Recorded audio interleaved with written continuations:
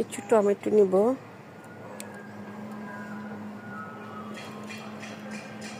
একটু বড় দেখে ছিড়ব।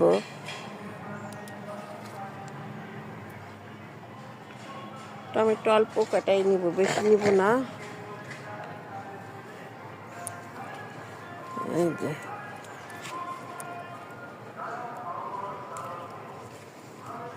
এই যে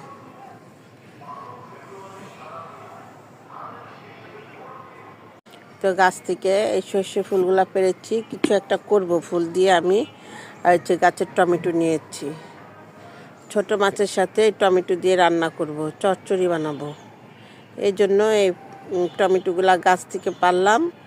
আর যে সর্ষা ফুলগুলো নিলাম, বাথটাব থেকে এতগুলা ফুল ছিঁড়েছি আমি। দেখি কি করা যায় ফুলগুলা দিয়ে, এখনো ঠিক করি নাই, তবে একটা কিছু তো করব।